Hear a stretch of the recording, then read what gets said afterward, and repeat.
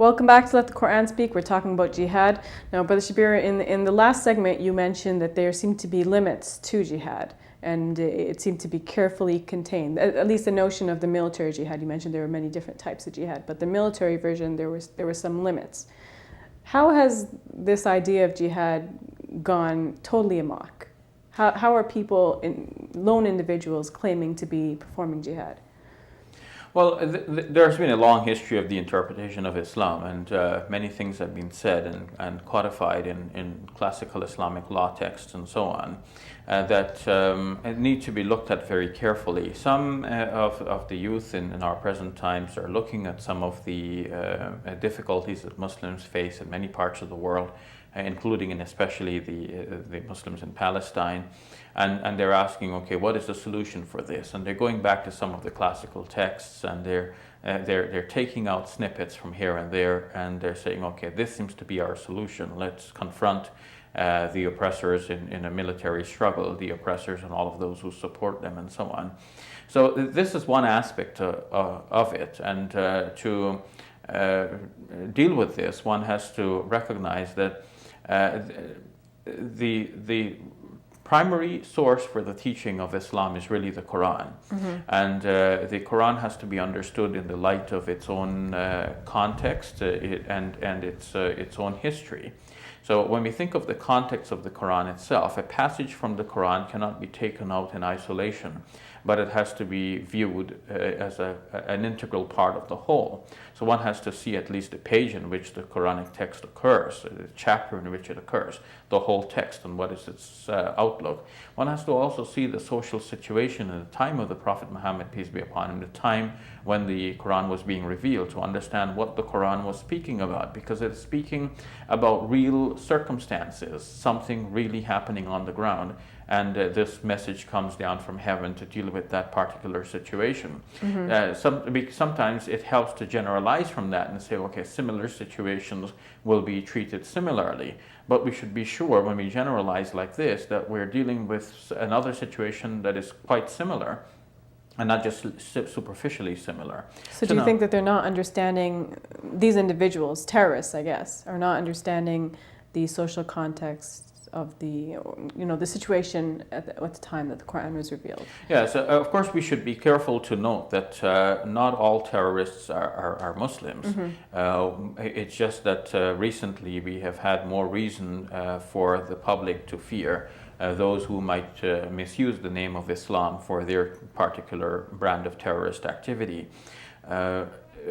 But having said that, what these so-called Islamic terrorists are misunderstanding are the two things: the context in which the passages occur in the Quran itself, and the social context in which this was first mentioned.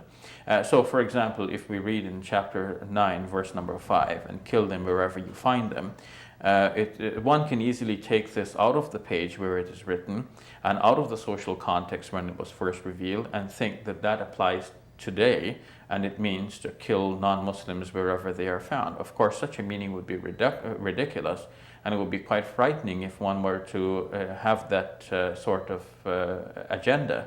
But not only can the Quran be misused and ill-treated like this, but other scriptures too can be twisted, can be bent out of proportion, can be taken out of context. One can use a proof verse for any activity almost, and one would find it especially in a large book of scriptural collections.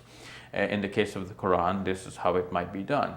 To illustrate simply how this might be done with something that most people would understand and without being clouded by the emotional considerations that are attached to the question of jihad. Mm-hmm. Think of Surah 108, which speaks of the 107, Surah 107, which speaks of the persons who pray to be seen by others. The Quran says, فَوَيْلٌ لِلْمُصَلِّينَ woe to the worshippers. الَّذِينَ هُمْ عَنْ صَلَاتِهِمْ سَاهُونَ, those who are heedless of the prayers. الَّذِينَ هُمْ يُرَاءُونَ, those who would want to be seen by others.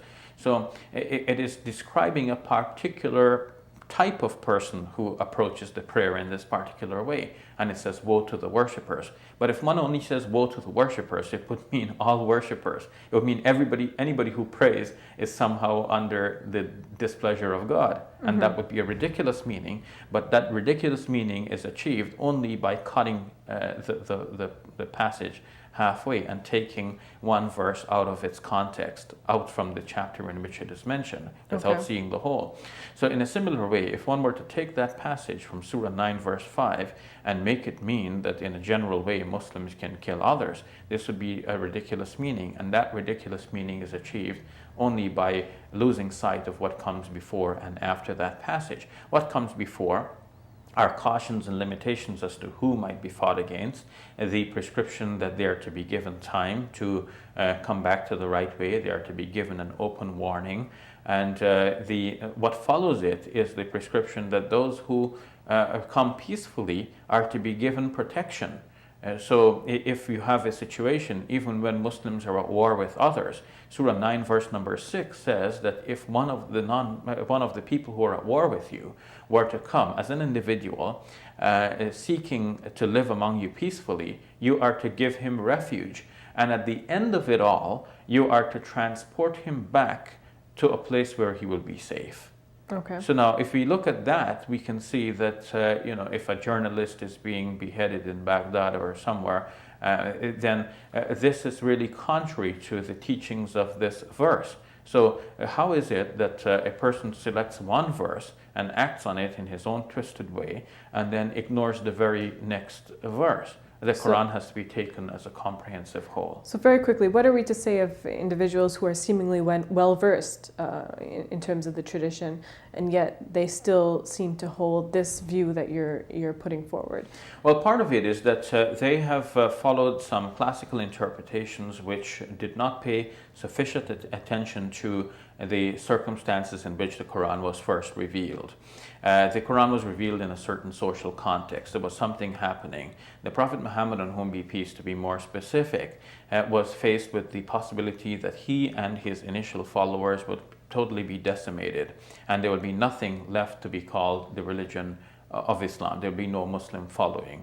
Were the Muslims hemmed in by allied forces at the time, that there was no option but to confront the enemy in a military defensive struggle. So losing sight of that and taking the passages just as absolute statements would give a kind of a distorted picture which comes to inform much of what we're referring to as Islamic terrorism, for want of a better name. Mm-hmm. Okay, lots more we could say, but thank you, Brother Shabir. You're welcome. We'll take a break. When we return, questions and answers from you.